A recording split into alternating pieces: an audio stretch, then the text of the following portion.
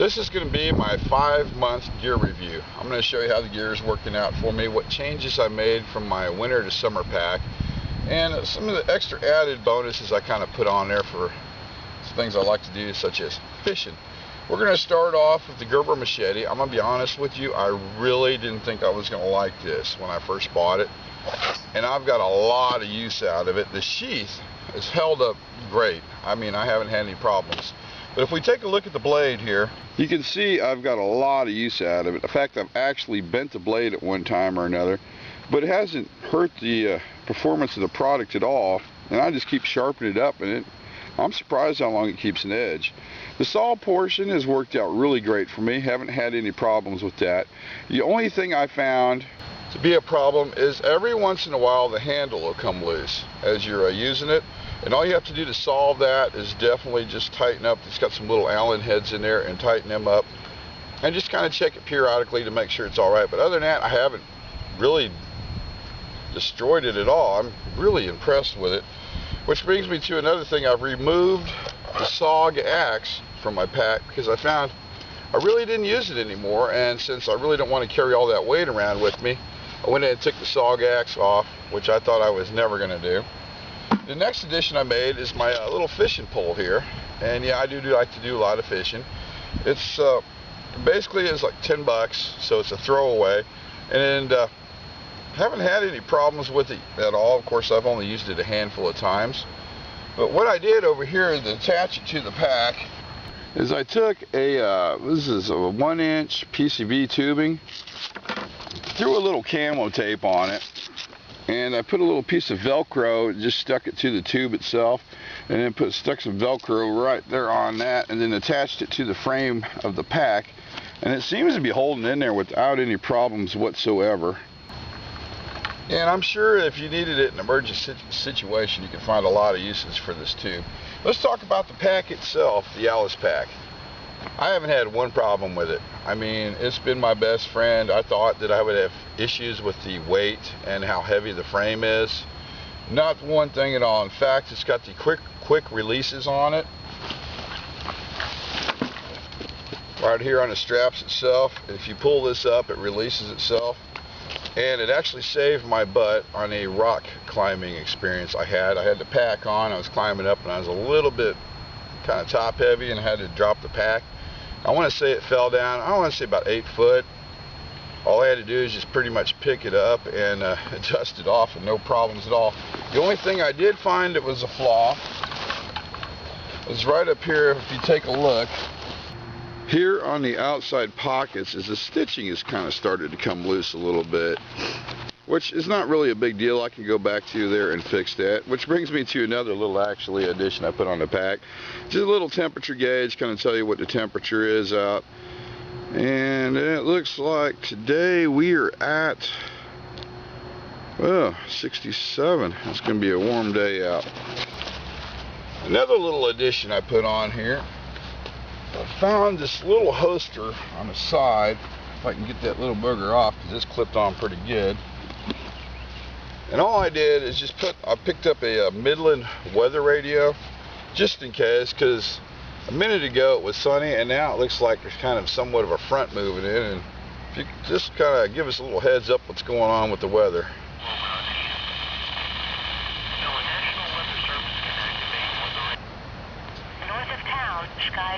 There we go, the forecast. I did do its own review on this product. You want to check that out under new gear, but I still haven't determined the battery life on it and how long it was going to last. But you know, a little extra safety never hurt. Let's put that guy back on there. Let's get into the front pockets. Of course, we all know that you got to have water. And I've been just using the Nalgene water bottles. These are 32 ounces. And in the wintertime when they froze, no problems whatsoever. I haven't really worn any of the writing off there like a lot of other people said that was going to happen. Now I carry 1 in the winter and 2 in the summer. Of course, obviously you're going to drink a little bit more water in the summertime. I keep the other one over here, which gets you squared up a little bit. on the other side, kind of equal out the weight. But today the didn't really hike in that far, so I'm only carrying one with water in it. And then I just kind of store my spork in there. And I've had no problems with the spork. I love this thing. In fact, I brag to it about all my friends. It's a little simple spork, spoon, spork, get it? Okay, I thought it was funny, I'm sorry. As we come down to the pack, and you've probably seen me deploy this a couple times. This is where I keep my basically emergency shelter. It's a 8x10 polyurethane tarp, and I've got the ropes already tied on there, so I can deploy this usually under 5 to 4 minutes. Now let's take a look in the center pocket, and I'll show you some of the gear I keep in it. This is what I call my catch-all pocket. This is where everything goes that I need to get to quickly when I'm setting up. First thing, I just keep a basic lighter. Nothing with the extended end on that. It just helps light fire starters, the Coleman Max stove and all that without me setting my finger on fire. This little rope right here is what I tie around trees and just kind of hang the pack off of. I put another little latch on the back of it. That way I don't have to set the pack on the ground in wet conditions or a lot of bugs, which we're experiencing an influx of ticks this year. So it kind of keeps it out of the way. Then we get into my red bag, and inside the red bag I keep quite a bit of gear actually. Let's go ahead and dump that out and take a look. Okay, we got a little bobber for the fishing pole. In fact, I'm going to set that aside. I'm going to be using that here in a little bit. Also carry some nylon rope. You never know, it's real lightweight, and I can use it in any situation. Now eventually I'll probably, when I use this up, I'll go ahead and go out to some polycord or paracord, throw that in there. I keep tent stakes. Reason for that is, one, I use it to hold down my fishing pole when I wander off. That way the fish doesn't pull it in the lake because it's so small. Two, it comes in great for putting the emergency shelter together. And three, they're so inexpensive. If I lose them, I really don't care. Let me pull all those out. Here is the Smith's double-sided sharpener. I use this to sharpen the machete up with. And it's actually real easy to use. That way it's more of a field sharpener. You've got the coarse side, and then you got the fine side.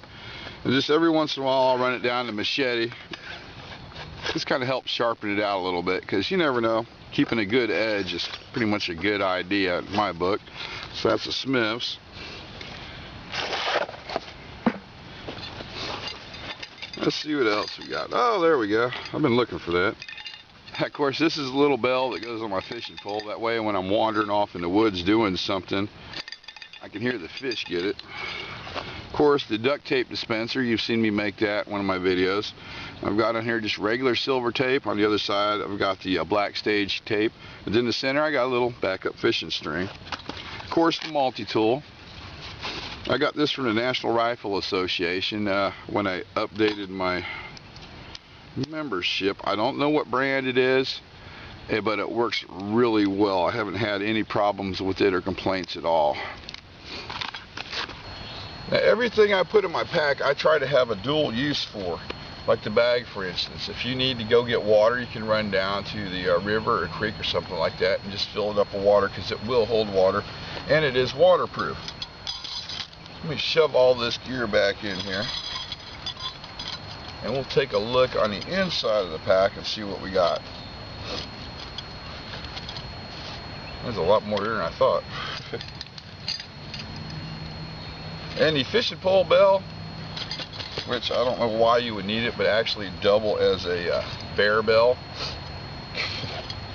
But I'm pretty sure a bear can hear you come walking and not worry about it. Anyway, as I'm rambling on, I also like to keep a pair of thin gloves in there. Not much to them, just pretty much disposable throwaways for handling firewood. And I also keep a pair of thick gloves on the inside of the pack. That's for flipping rocks or whatever type of work I want to do. Now on the inside, of course, you know, on the top half I'm the king of the Ziploc bags. I keep assorted Ziploc bags for carrying trash out, and then I keep a big trash bag in there, which can actually be used as a shelter or to put things in. And somewhere in there, some rain gear, some real light rain gear. Okay. Coleman Max stove. A lot of you say, why in the hell didn't you get a Jetboil? I'm gonna be honest with you, I've had no problems with it. I've used it in pouring down rain, and one snowstorm we had here due to the weather has been really nice. I've gotten a lot of use out of the canisters. They are a little pricey. They're anywhere from $4 to $5, but you know, as much meals I've cooked out of them, I really can't complain. Of course, I do like to use my own stoves in the summertime, but I keep it in a good old Crown Royal bag, as everybody knows. I like to keep towel in there to help keep the messes down. Of course, the Coleman Max Cook Kit. Now, I figured after a lot of usage that the bottom of the cook kit itself would start to brown. No, it has not. It hasn't browned, turned dark, or anything like that. There is now. It started to form a small little heat ring, but not really that big deal. And it cleans really well, and they do put all the markings on the side of there, so you don't have to actually measure things out.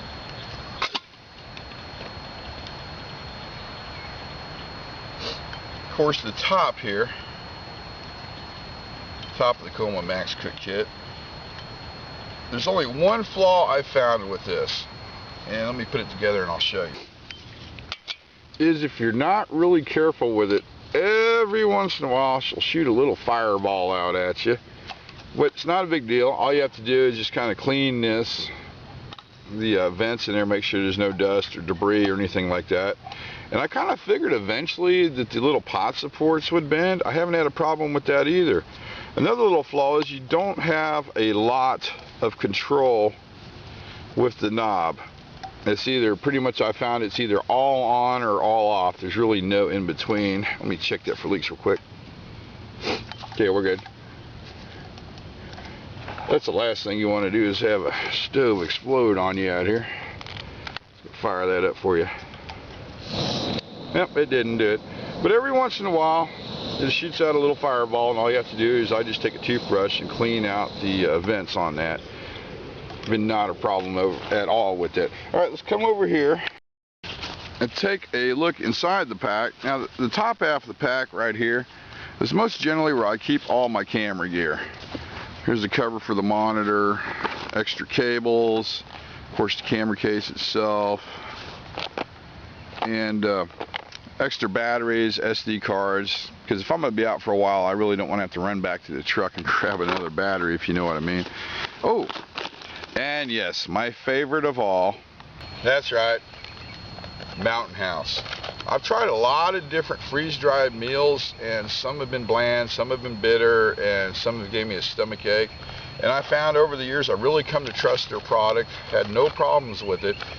And back when I was hiking, the mountains of Cimarron, New Mexico, we hiked Mount Baldy where we were eating sea rations, and those are very hard to stomach, and I wish I would have had them back in the day then, because I can't talk. Another thing I've added, and I did feature this on the new gear section, I just basically added some red signal flares. There's a couple reasons for this. One, don't you fall, stay right there. Pack's trying to take off on me. One is they do puff a lot of smoke. That way during the day you can be spotted in the woods. And two, they're extremely bright. They burn at 2,000, what was it on there? Yep, that's right, 2,000 degrees Fahrenheit. So the red flame on there, you're going to see at night real well. That is some big angry birds. Hope they don't come over here. Real easy to light. Basically, they're just little road flares. But I did do a section on that in the new gear section. You might want to check that out. I'm going to stash those away. Hang on, I'm going to prop the pack up. It's trying to take off on me. That's another reason why I like to hang it from a tree. I don't have that problem.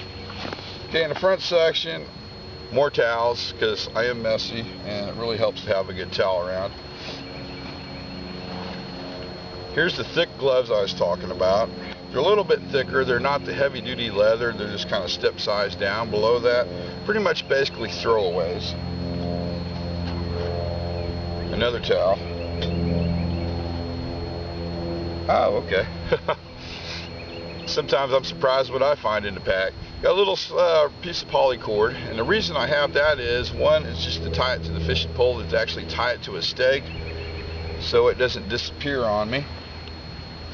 Oh, here's some really neat items. Let me go ahead and put these out on the ground so you can take a better look at them. Of course, we got a snake bite kit, and the reason for that is I've had 2 close calls flipping rocks in, I want to say, a week. I'm thinking that is a sign from above to grab a snake bite kit. Of course, your basic first aid kit. Got a little emergency blanket. Of course, my recently added fishing kit.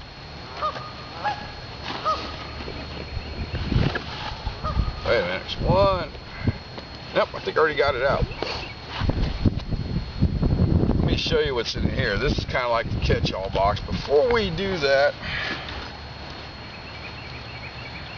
I'm getting kind of, got the munchies coming on, and we are getting very close to lunchtime.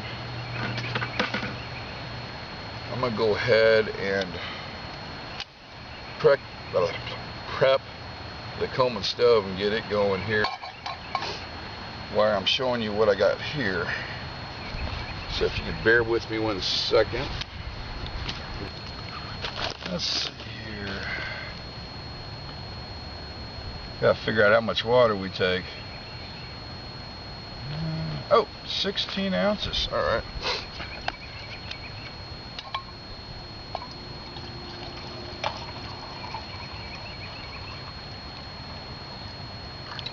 Yep.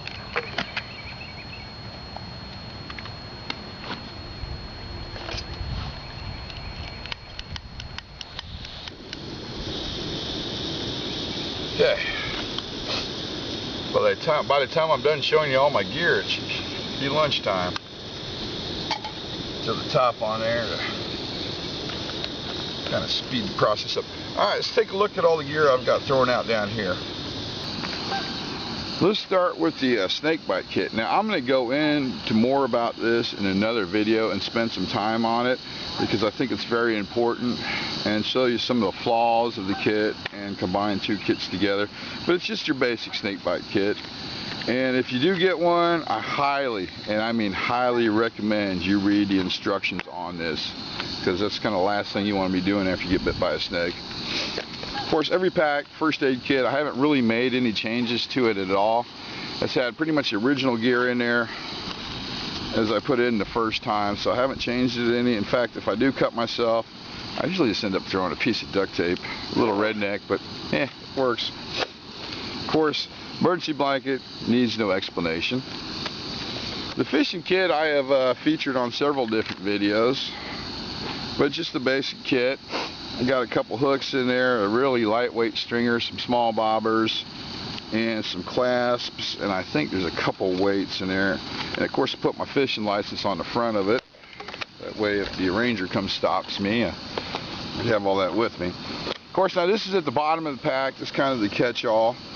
It's got usually the compass, flashlight, toilet paper. You know it's going to happen. You got to carry toilet paper. Wiping yourself with a leave, it's kind of risky these days. Of course, I got some dish soap and a little baby sponge, salt, pepper, hand sanitizer, toothbrush, wet wipes. Got a little couple power bars in there, something to eat just in case my sugar gets low, and it looks like the cap is falling off that one. And basically just a backup knife. I picked up just a really cheap Ozanam Trails knife. You never know, you might get in a situation where you lose your main knife. My main knife, oh shit, for a brief second I kind of forgot how to close the darn thing.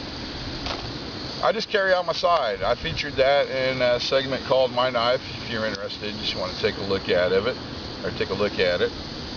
So I keep all this in this little Ziploc bag, or Ziploc container. The reason is it's got several different uses. You can store water. Everything I have here, I have a different use for. So it's got multiple uses you can get out of it. So I just keep it just in a little Ziploc container. Keeps it dry. And it does make a really great support on the bottom of the pack there.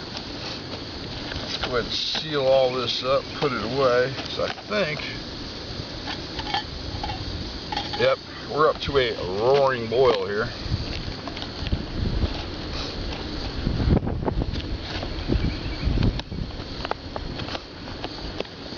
And also another thing with keeping it in here, if it does happen to rain and the pack does get extremely wet, everything there stays dry.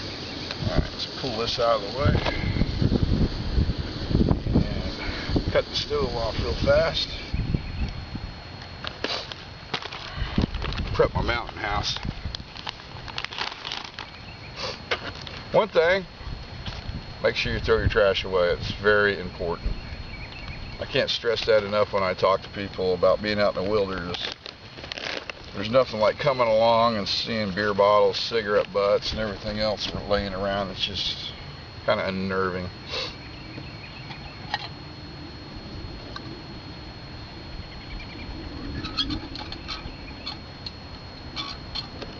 Go ahead and get this started here.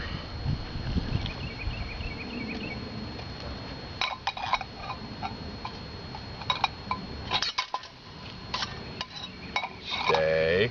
Go ahead and stir this up a little bit.